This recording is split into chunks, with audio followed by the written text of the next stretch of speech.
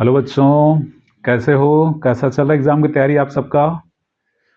एक 5 अंक वाला क्वेश्चन हम फिर से देखते हैं यहाँ पर, है ना? क्योंकि 5 अंक के 3 क्वेश्चन आपके एग्जाम में आने हैं और इनका सही सही बनना बहुत जरूरी है, क्योंकि ये आपके स्कोर को बहुत अच्छे से बढ़ाएंगे, ऐसा है। तो चलिए बात करते हैं। एक 5 अंक वाला क्वेश्चन है ना? यहाँ पर हम दो क्वेश्चन को दो अलग अलग वीडियो में कवर करेंगे। पहले इस क्वेश्चन को देखेंगे, चल कुंडली धारामापी क्या है।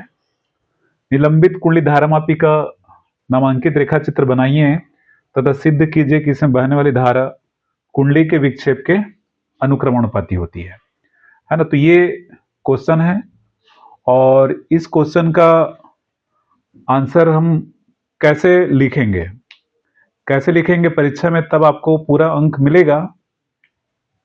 ये हम स्टेप वाइज देखेंगे कैसे हमको करना है, ठीक है?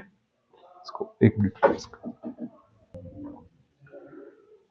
चल कुंडली धारामापी का जो क्वेश्चन जो भी हमने पढ़ा, उसको आंसर आपको क्या क्या उसके आंसर में होना चाहिए। एक तो एक इसका नामांकित चित्र है। नामांकित चित्र में क्या क्या है? दोनों जैसे चुंबक के ध्रुवखंड होना चाहिए, कुंडली है, मतलब ये चित्र तो आपकी किताब में है, आपने इसको कई बार प्रैक्टिस किया हुआ है। तो जैसा एक आपके बुक में डायग्राम बना हुआ है, आपको उसी पैटर्न में वैसे ही बनाना है। मतलब ये डायग्राम में परफेक्शन होना चाहिए, क्योंकि जब मूल्यांकन होता है तो वो फर्स्ट आपका जो आपने डायग्राम बनाया है वो दिखता है, वो मान लो पूरा पूरा सही बना हुआ है, तो आपको थोड़ा सा हेल्प मिलता है उसके अंकों की वृद्धि में, इससे ऐसा है, ठीक है?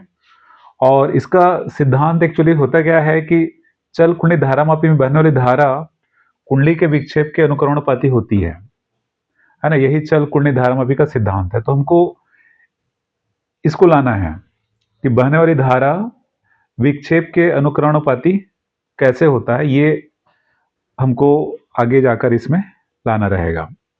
और जब सूत्र की स्थापना करनी है तो क्या क्या स्टेप्स हमको करना है कि जब किसी धारावाहिक कुंडली को एक समान चुंबकीय क्षेत्र में लटकाया जाता है कि उसका तल चुंबकीय क्षेत्र के समांतर होता है, तो उस पर कार्य करने वाला विक्षेपक बल आघूर्ण का मान क्या होता है?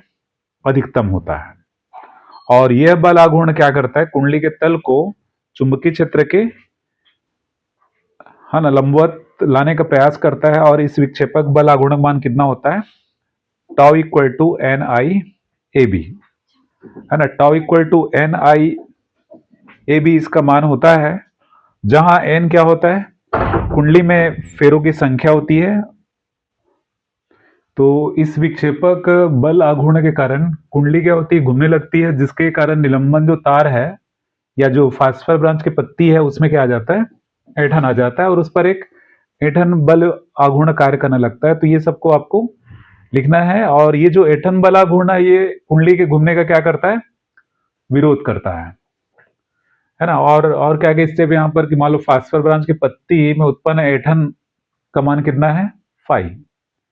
तो उस केस में ऐंठन बल आघूर्ण का मान होता है k इंटू फाइव, जहां k क्या है? एकांक ऐंठन के लिए ऐंठन बल आघूर्ण होता है, या इसको ऐंठन दृढ़ता भी कहा जाता है ना? जो k है वो ऐंठन दृढ़ता।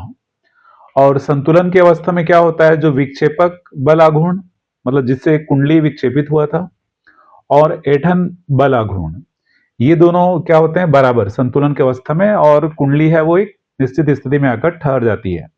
और इसको सॉल्व कर जैसे हम के का मान निकालते हैं, है ना, आई का मान निकालते हैं यहां से, तो आई कोड क्या हो जाएगा? K upon N A B into five. तो ये जो टर्म है यहाँ पर है के एन ए बी, एन क्या है? फेरों की संख्या, ए क्या है? कुंडली का क्षेत्रफल, और बी क्या है? चुंबकीय क्षेत्र की तीव्रता, और के क्या है? यहाँ पर एक कांस्टेंट है, ऐंठन दृढ़ता, जिसको हमने कहा है।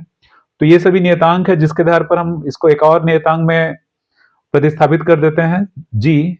और जी एक अन्य नियतांक है जिसको धारामापी नियतांक या दक्षता नियतांक कहते हैं। तो इस आधार पर यहां से जब भी कांस्टेंट को हटाते हैं तो ये इक्वल टू है वो प्रोपोर्शनल में कन्वर्ट करके इसको हम लिखते हैं। तो इस प्रकार आई प्रोपोर्शनल टू फाइव, तो ये सिद्ध करता है कि चल कुंडली धारामापी में बहने वाली धारा विक्षेप के क्या होता है? अनुक्रमणानुपाती होता है। तो इस क्वेश्चन को हम इस प्रकार हम स्टेप वाइज लिखेंगे। तो आपको 5 में 5 अंक इस प्रकार से मिलेंगे।